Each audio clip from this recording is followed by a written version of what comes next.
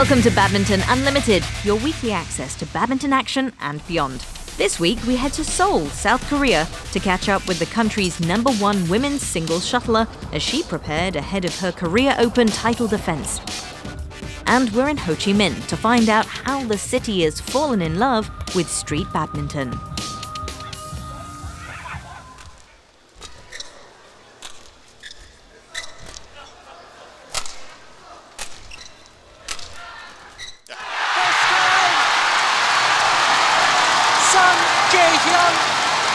Wins her first ever Superseries title.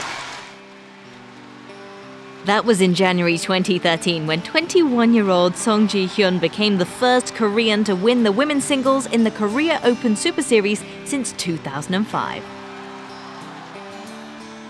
두 개 다 인상 깊긴 한데 일단 I won the Super Series for the first time. It felt very good, and winning it at the Korea Open made the experience even sweeter.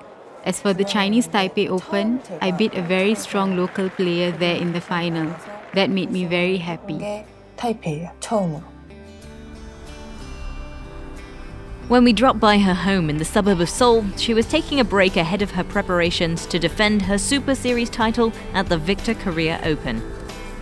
Hailing from a family of top Korean shuttlers, Song Ji-hyun picked up her first racket from a very young age.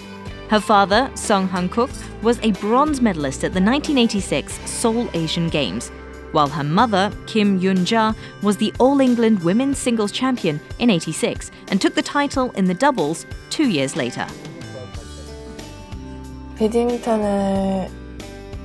Badminton came naturally for me thanks to my parents. I started playing badminton when I was very young.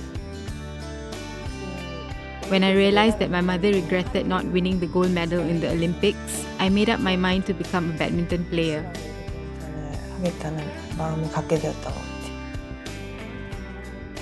From the age of 11, Ji-hyun was on the winner's podium at national youth tournaments. She's claimed over 20 titles.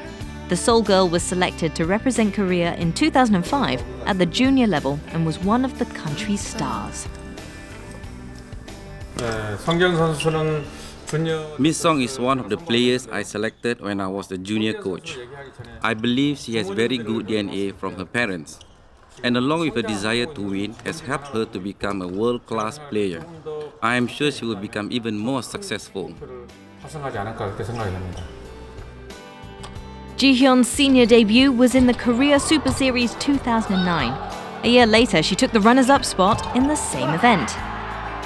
Her home fans got a chance to celebrate more the following year as she won the Victor Korea Open Grand Prix Gold. She was also part of the winning Uber Cup team the same year. Consistency in performance has also seen Ji-hyun steadily climbing the rankings and has been amongst the world's top 10 since 2011. But, like many athletes, there were also the low points. 2012년 런던 올림픽. I believe the most difficult period was during the 2012 London Olympics. I had such a high expectation of myself and I prepared for a long time for this game. But I ended up being eliminated in the group stage. There were a lot of regrets. 많이 속상하고 힘들었던 것 같아요. Ji-hyun's parents retired before badminton became a full-fledged Olympics event. And so for Song Ji-hyun, winning an Olympic medal would have been more special. Not that she was down too long, she seems to have inherited a philosophical temperament, choosing to focus on the next challenge. 이겼을 때는 하나님께 감사하다고. When I win, I give thanks to God. When I lose, I think about the game a lot and try to find out the reason why I lost and what is needed to be done to win in the future. I try to look on the bright side. 그래도 긍정적으로 많이 생각을 하고 있어요. Being an integral part of the country's setup, she's already one of the more prominent faces in Korea badminton. With it comes the inevitable pressures. But the ever-optimistic Ji-hyun looks at the attention positively. 그렇게 봐주시고. I am always under pressure to perform well, and I sometimes feel burdened mentally. But I am grateful that there is such interest in me as well. I like to be remembered as faithful, strong, and a player with a positive attitude rather than just skillful and competent player. I believe that personality and character are the most important. 그런 게 더 마음이 가는 것 같아요.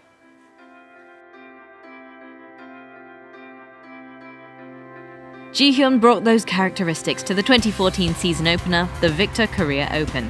It was straight-set wins for the Seoul-born shuttler. But the semi-final encounter was a different story as she faced off with current world champion Ratchanok Intanon. She might have been denied a winning start to 2014, but we know she is not one to sit and sulk. The 22-year-old has already stamped her authority in the senior circuit within a few short years. Although she has badminton DNA within, credit must be given for her personal determination, perseverance, and hard work. These are the qualities that Ji-hyun would like to pass on to the younger generation of shuttlers.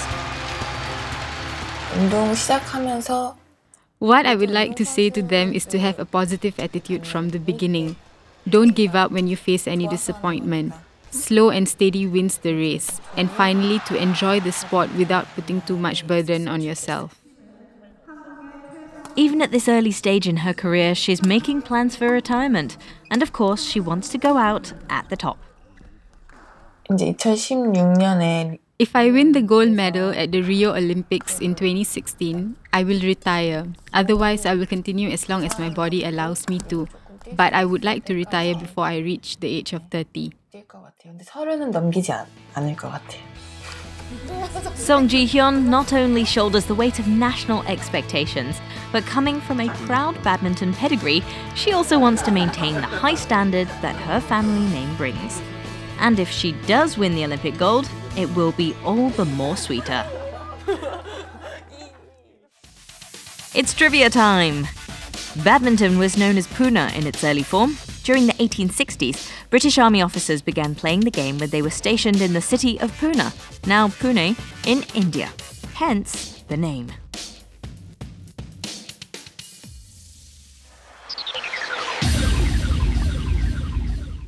Hi, I'm Gabrielle and this is Chris and this is All of Us.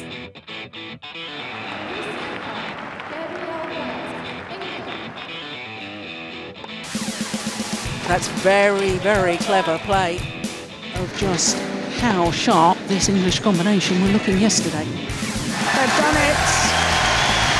Absolute delight!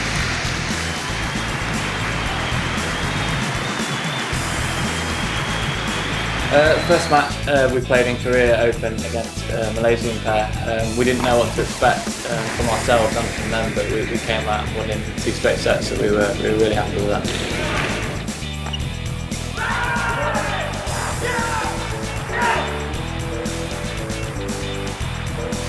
I would describe Gabby as funny, she's very, very bright and bubbly.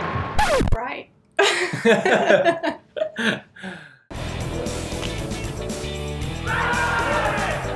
I'd describe Chris as very caring, unselfish and funny. I'd describe Gabby's playing style as fast, aggressive and very instinctive. Well saved again from Gabby White. She was determined to make herself move forward. I'd describe Chris's game style as aggressive, very controlling and intelligent. Oh,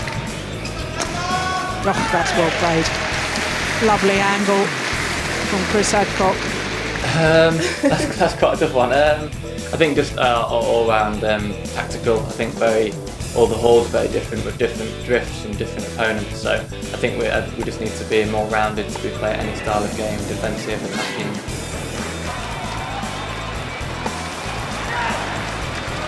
Our highlight of 2013 was definitely winning Hong Kong Open Super Series. Their first ever title together. Mr. and Mrs. Adcock celebrate in style.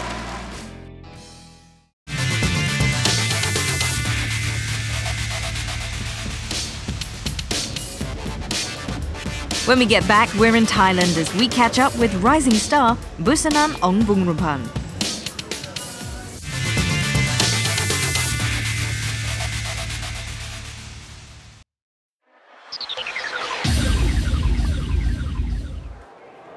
It was yet another fantastic week of badminton as the Putra Stadium opened its doors to the Maybank Malaysia Open 2014. With prize money at a cool $500,000 and precious ranking points up for grabs, the Super Series premier event was never going to disappoint. The finals began with an all-Chinese affair as former world number 1 Wang Shixian took on current number 1 Li Xuerui in the women's singles.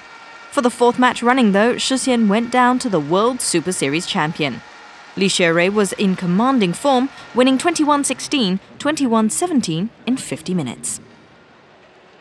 There was nothing straightforward when China's Bao Yixin and Tang Jinhua took on Japan's Misaki Matsutomo and Ayaka Takahashi in the women's doubles. The final stretched to a three-setter, with the China pair clinching the decider. It ended 21-19, 14-21, 21-13. Bao Yixin and Tang Jinhua are unbeaten in 7 consecutive events.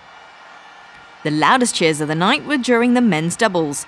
It was a first-ever Super Series final appearance for local boys Go Vishem and Lim Kim-hwa as they took on China's Cai Biao and Hong Wei. Buoyed by the electric home support, the young guns capped their dream run by winning in straight games 21-19, 21-18.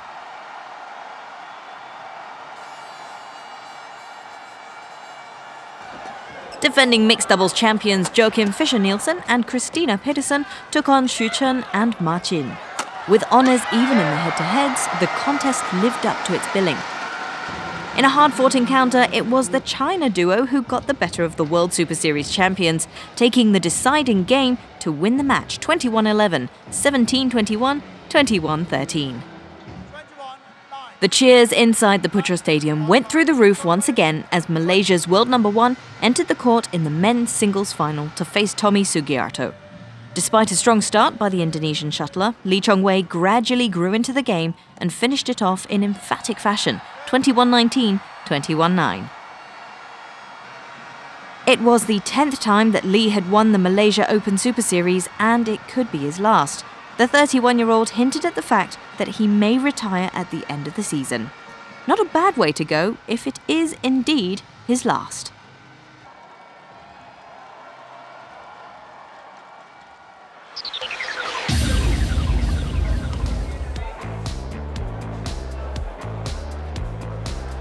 That one's gone out. The 16-year-old has taken it out 22-20. It has been a rapid 2 years of growth for Busanan Ongbumrampan. The 17-year-old from Thailand has been making a mark on the senior international circuit since 2012. She clinched her maiden women's singles win 2 years ago at the Grand Prix Gold Malaysia Open. A semi-finals finish at the Vietnam Open the same year spotlighted her as a special talent. She was just 16 years old. The following year, she was on the winner's podium once again, this time at the Dutch Open. This after multiple semi-final finishes that season.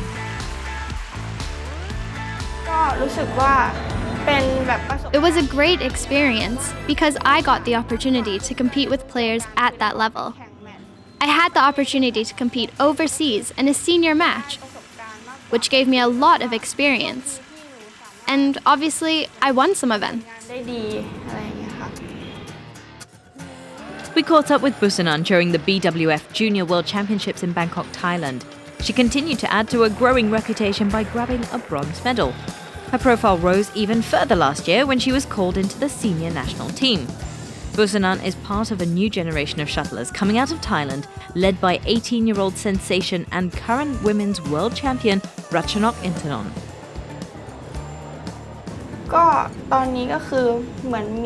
Now that Ratchanok is the world champion, I think she's an inspiration to the younger players to train hard. It makes everyone realize that Thailand has taken some major steps and is now a world-class badminton nation. Busanan is a graduate of the Thai National Academy that has recently been set up by the National Association, but her early introduction was through backyard badminton. I started playing badminton as a child, just for exercise. But as I began to get good at it, my father encouraged me to learn about the technique and to start competing. So I began to play in tournaments, and I kept winning. It gave me confidence, and I began to enter more and more tournaments. Now rubbing shoulders with those she looked up to, she's hoping to learn as much as she can. I have so many players that I admire. It's difficult just to pick one. Each player has something different about their game, and you can see the strengths and weaknesses. But for me, it's about studying them and playing them, so hopefully one day I can beat them. As you would expect from a player who started filling her trophy cabinet from an early age, Busanan has lofty ambitions, and with the Rio Olympics not too far away, she is firmly focused on being on the podium. I really want to compete at the Olympic Games. My dream is to win a medal and make the Thai people proud. Fun-loving, ambitious, a winner and still in her teens, Busanan Ongboonwonpan is on a fast track to success. Get used to the name. You may well be seeing it a few times in 2014. Let's take a look at the rankings. This week, we focus on the men's doubles. Hendra Setiawan and Muhammad Ahsan head the rankings. The Indonesian pair may not have won an event this year, but an outstanding 2013 keeps them on top of the pile. Korean pairings Ko Sung-hyun with Lee Yong-dae and Kim Ki-jung with Kim Sa-rang are second and fourth, respectively, whilst the Danish pair of Matthias Bo and Carsten Mogensen are third, as the top four remains the same. Hiroyuki Endo and Kenichi Hayakawa move up one place, swapping places with Liu Xiaolong and Chu Zihan of China. Rounding off the top 10 is the English pair of Chris Adcock and Andrew Ellis, who have moved up 3 places. Don't forget the BWF rankings are updated every Thursday, so log on to www.bwfbadminton.org to find out the latest information.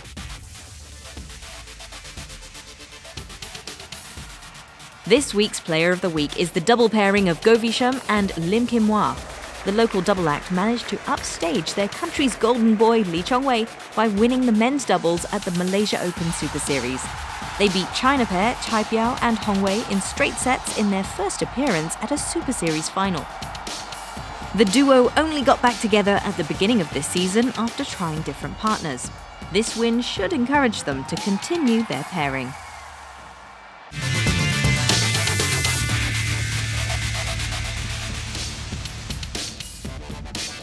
After the break, we're up at the crack of dawn in Vietnam to find out more about street badminton.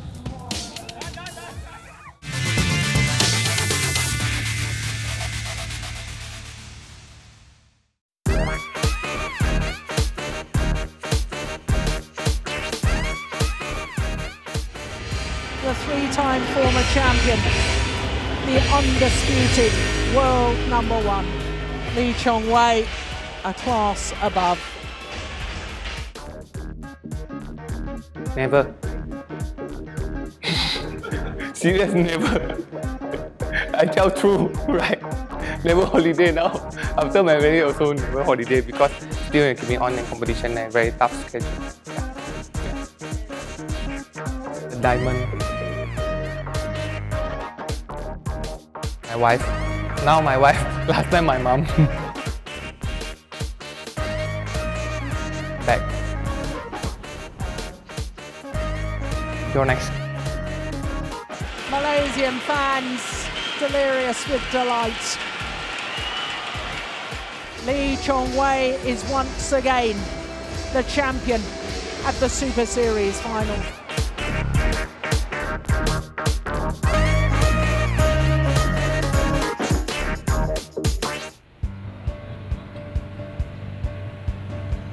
We're in Vietnam and its rapidly modernizing capital, Ho Chi Minh City. Whether it's keeping the faith, setting up shop, or enjoying some refreshment, a majority of its city dwellers kickstart their day early to make the most of it. Even in the city parks, there's plenty going on. The early light signals a time of play, and in this case, badminton. While the sport's popularity stretches the length and breadth of the country, street badminton on this scale is specific to Ho Chi Minh.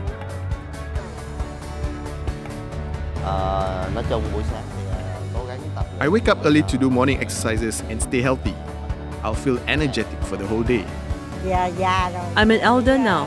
I should be concerned with my health. I wake up around 4:30 and go for morning exercise. I like morning exercises. I often do this on Sundays. Whether it's the weekend or not, the energy remains. Levantan Park is at the heart of street badminton. The park was built during the 1970s to honour the liberation of the nation, but it has become the spiritual home for grassroots badminton. Its popularity has been growing steadily ever since. I've been playing badminton here since 1978. I also play football and foot shuttlecock. I've been exercising here for 20 years, and I often come here with my husband and nephew. Although impromptu tournaments are set up, badminton within the park is recreational. The game is at its most basic here. No special equipment or umpires needed. And if you want to play, you have to be creative. You will find manually painted court markings flanked by pitched-up nets brought from home. I come here to play badminton with my good friends every morning. It's nice to meet both the young and old here.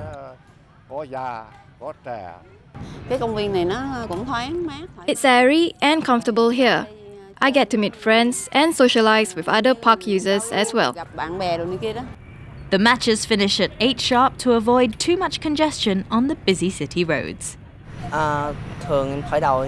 In the mornings, I wake up very early, have a quick shower, change my attire, and then go out for morning exercises. I will try to play for half an hour before going to work, while others here will play longer. Street badminton here offers a light and enjoyable workout for all. It also exemplifies how the sport can be enjoyed by all walks of life. Friends, families, couples, young and old, everybody feels welcome at the park. Besides pursuing interests and keeping fit, perhaps more importantly though, the recreation encourages family bonding and interaction. I often play with my family, sometimes with my elder sister. We do exercises 3 times every week. On Sundays, I play badminton with my mother. Football may be the most popular sport in Vietnam, but street badminton gives a chance to the younger crowd to learn and enjoy another sport. With over 20 million youths to tap from, it's hoped that from recreation comes a serious professional interest. Vietnamese people are generally diligent lot and don't mind hardship. Young athletes need incentives that are worth their efforts. They will make it if they're well taken care of. At the end of the badminton session, it's still not game over for the street shuttlers. Some leave for drinks and breakfast, while the rest treat themselves with the other activities still available. Dancing clubs, Chinese martial arts, traditional exercises, walking, or simply stretching it out. It's hard not to find anything to do when Levantan Park is in full swing.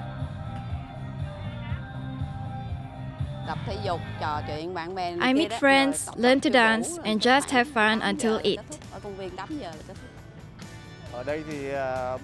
The park is always busy in the morning, fewer in the afternoon, but gets crowded again in the evening. So if you're ever in the neighborhood and in need of an early morning workout, we recommend you head to the park and try it out. All are welcome. Before we go, let's catch up on what's happening in the world of international badminton with our Badminton Unlimited calendar.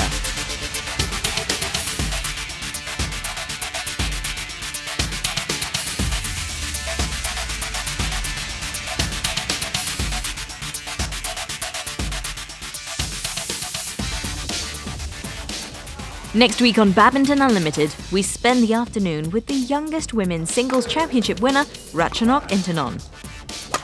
And we're in Malaysia to report on the Hope for Change programme, an initiative using badminton to reach out to underprivileged children.